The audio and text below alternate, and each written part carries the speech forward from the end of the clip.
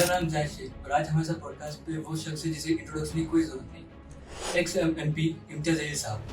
तो हम ज़्यादा टाइम वेस्ट ना करते अपने सवाल शुरू करते हैं। इम्तियाज साहब, यंग मुस्लिम जनरेशन को क्या मैसेज देना चाहते हैं? मैं यंग मुस्लिम जनरेशन को ये बताना चाहता हूँ कि अपने उसूलों के साथ कभी कॉम्प्रोमाइज़ मत करिएगा।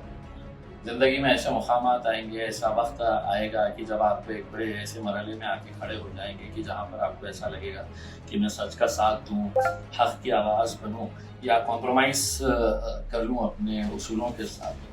तो मेरे हिसाब से ज़िंदगी में वो शख्स कभी कामयाब नहीं होता है जो अपने उसूलों के साथ कॉम्प्रोमाइज़ करता है करके। और मेहनत करिएगा, मेहनत करने के बाद है तो आपको नतीजा मिलना ही मिलना होता है। दूसरा एग्जाम्पल मैं क्यों दूँ, मैं खुद अपना एग्जाम्पल देता हूँ। बड़े बड़े कितने सालों से मेहनत करने वाले लोग रहते हैं, कॉर्पोरेटर नहीं बन पाते हैं। अल्लाह नियतों को देखता है और नियत अगर आपकी साफ है तो अल्लाह आपको कैसे नवाजता है। तो देखिएगा, मुझे एमएलए भी बना दिया, एमपी भी बना दिया।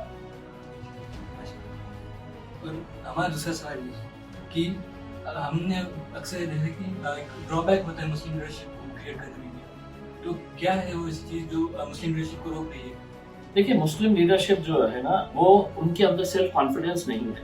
वो समझते हैं कि हम किसी के नीचे ही काम करेंगे करके। उनको ऐसा लगता ही नहीं है कि यार मैं खुद अपना क्यों नहीं बड़ा लीडर बन सकता हूँ और मेरे नीचे लोग रहने चाहिए। तो आज तक जितने भी मुस्लिम लीडर्स हैं, महाराष्ट्र के अगर एग्जाम्पल देखें तो उनको ऐसा लगता है कि मेरा लीडर जो है वो सिर्फ एकनाथ शिंदे हो सकता है, मेरा लीडर अजीत पवार हो सकता है, शरद पवार हो सकता है, उद्धव ठाकरे हो सकता है। तो उनके अंदर ये कॉन्फिडेंस आया ही नहीं है। और जिस दिन कौम को के अंदर ये कॉन्फिडेंस आ जाएगा कि yes I can also do it, आप देखिएगा फिर हमारे पास लीडरों की कमी नहीं रहेगी जो खुद अपने बलबूते के ऊपर अपनी लीडरशिप का लोहा मनवाएंगे। बेशक इस सवाल के बाद बहुत से लीडर पैदा होंगे। अब हमारा आखिरी सवाल ये है कि इलेक्शन के टाइम बहुत से पार्टीज वादे करते हैं कि हम मुसलमानों के साथ रहेंगे, हम मुसलमानों के बाद में ये करेंगे, बट इलेक्शन के बाद वो कोई दिखता नहीं है।